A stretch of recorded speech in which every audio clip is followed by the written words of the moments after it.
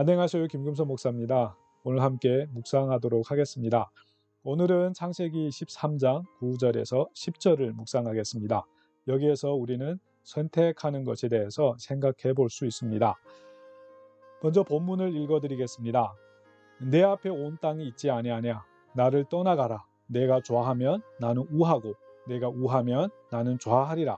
이에 롯이 눈을 들어 요단 지역을 바라본즉 소알까지 온 땅이 물이 넉넉하니 여호와께서 소돔과 고모라를 멸하시기 전이었으므로 여호와의 동산 같고 애굽 땅과 같았더라 입니다. 누구든지 이 세상을 살아가면서 수없이 많은 선택을 합니다. 그럼 궁금해지는 것이 어떤 선택을 어떻게 해야 하는지입니다. 좀 더 쉽게 얘기하면 어떻게 선택하는 것이 지혜로운 선택이고 좋은 선택인지입니다. 여기에는 사람 나름의 기준과 바라는 것과 이루고 싶은 것이 있어서 지혜롭게 여겨지는 것과 좋게 보이는 것이 다를 수 있습니다. 그렇다면 그리스도인들도 여기에서 묻고 싶은 것이 있을 것입니다. 바로 그리스도인들은 어떻게 선택을 해야 할까? 어떻게 선택하는 것이 지혜로운 것이고 좋은 것일까?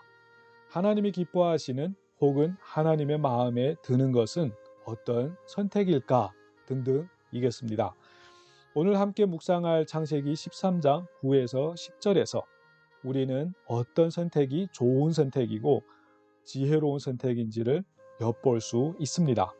우선 9절은 아브라함과 롯이 갈라서는 분위기인데 이것은 1절에서 8절을 읽어보면 쉽게 알 수 있듯이 서로의 소유가 많아져서 생긴 것입니다. 9절만 보면 아브라함은 삼촌답게 쿨한 모습을 보입니다. 먼저 선택할 수 있는 기회를 조카에게 주는 아브라함의 모습은 가히 멋있습니다. 여기서 우리는 신앙인이 선택을 할 때 가져야 하는 기준을 엿볼 수 있는데 바로 어디로 가든지 상관없고 풍수지리의 영향을 받지 않는다는 것입니다. 그리고 10절에서 롯이 먼저 선택을 하는 것을 볼 수 있습니다. 가장 먼저 선택하기 위해 사실 봐야 하잖아요. 보기 위해 롯은 눈을 들어 요단 지역을 봅니다. 그리고 그의 눈에 들어오는 광경을 성경은 묘사하는데 온 땅에 물이 넉넉하니 라고 표현을 합니다.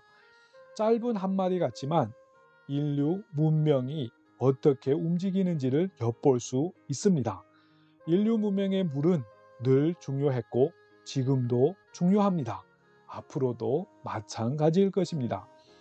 그리고 이어지는 내용은 소돔과 고모라를 멸하시기 전이었으므로는 우리로 하여금 많은 생각을 하게 합니다. 바로 앞에서 물이 넉넉하다고 하고 바로 이어서 이제 성경의 순서대로라면 저 뒤에 나올 내용을 갑자기 언급하는 것은 분명 그 나름의 의도가 있을 것입니다. 혹시 읽는 독자들로 하여금 인간이 타락한 다음 화영검으로 에덴을 차단했던 모습을 연상하게 하거나 선택을 할 때 무언가를 염두에 두게 하려는 의도 같은 것도 있을 수 있겠죠. 그런 다음 눈을 들어 갈 곳을 선택하는 롯의 눈에 들어온 모습을 보도하는데 여호와의 동산 같고 애굽 땅 같다고 합니다. 여호와의 동산은 에덴 동산임이 틀림없을 것 같습니다. 그리고 롯에게 여호와 동산 같게 보였던 것은 10절에만 국한시켜 본다면 물이 넉넉함이 그 이유가 아닐까 싶습니다. 그러나 문제는 병행으로 보이는 애굽 땅 같다고 한 부분인데 이는 우리를 조금 놀라게 만듭니다. 왜냐하면 여호와의 동산과 애굽 땅을 동일시하는 것처럼 보이기 때문입니다.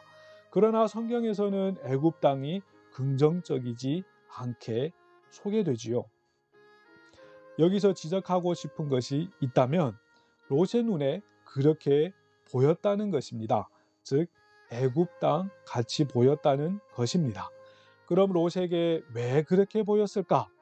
성경에서 근거를 찾는다면 12장에서 삼촌 아브라함과 함께 애굽에 갔던 것이 그에게 엄청난 영향을 미쳤던 것 같습니다. 이런 장면들을 보면서 우리는 우리의 경험을 어떻게 사용해야 하는지에 대한 지혜를 조금이나마 얻을 수 있습니다. 물론 우리가 살면서 가지게 되는 경험을 무시해도 안 되겠지만 잘 사용해야 되겠습니다. 특히 이에 대한 구체적인 내용을 담은 하나님의 말씀들이 있습니다. 시편, 잠언, 전도서라는 성경을 하나님께서 주셨습니다.